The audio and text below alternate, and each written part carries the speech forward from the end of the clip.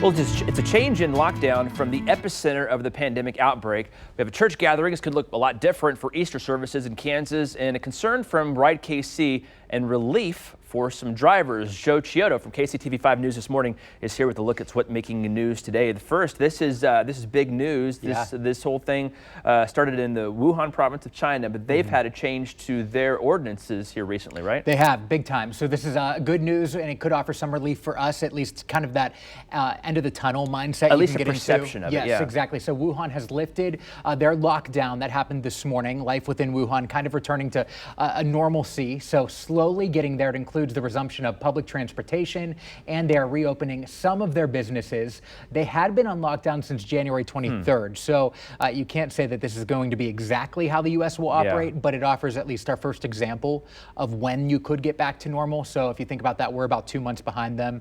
End of March is when we went into lockdown. So, you know, if you go by that, this isn't official by any means, but it could be end of May. And I'm sure their lockdown was different than ours. And so many people too. So many more people and so much more population density is different there as well. But it's like a Chicago or New York City compared when you look at the U.S. But still interesting, and hopefully, like you said, kind of a light at the end of the tunnel, which we've been lacking here for the last month and a half or month since we've been doing this.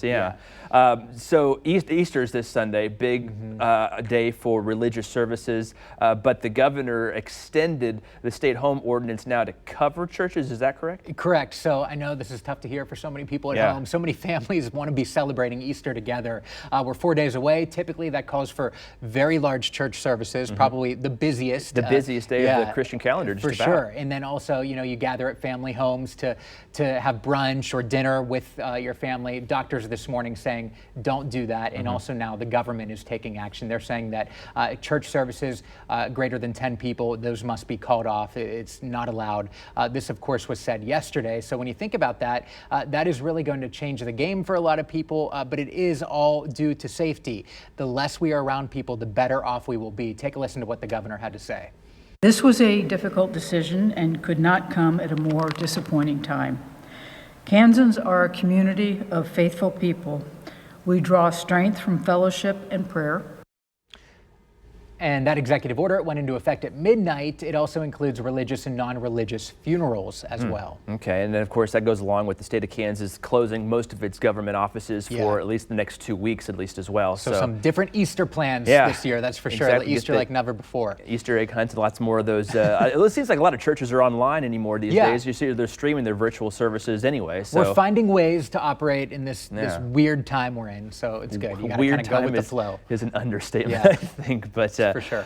Next up, this is a little bit concerning, involving our local transit system here in Kansas City.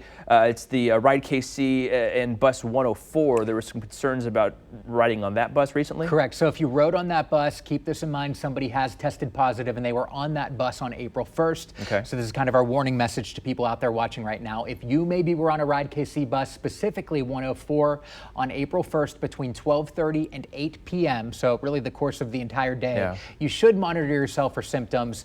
It doesn't mean you have it. Don't freak out, but it does mean that you need to be aware that somebody on that bus did, and you know if you come into contact with them, you can easily get it.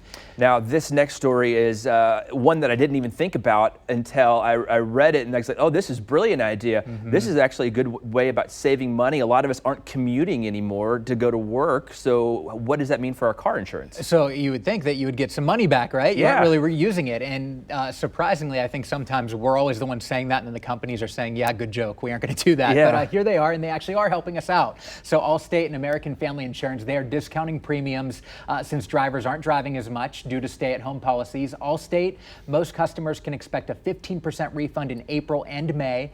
American Family Insurance returning $50 a vehicle.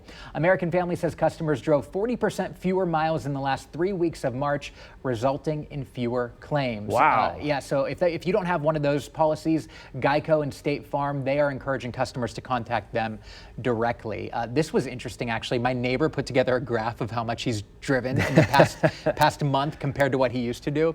He believes that it saved him $200 a month. Really? In his lack of driving. So there are some positives to this. I mean, they don't compare to the negatives we're seeing. Of course, this is so serious, but you know, it's one of those silver linings that you have to hold on to on such a depressing time. Any of that savings, I'm finding rolling into my grocery bill. But exactly. Exactly. All right. Thank you, Joe. Again, we'll talk to you again tomorrow. Sounds Belinda? good. We'll see you.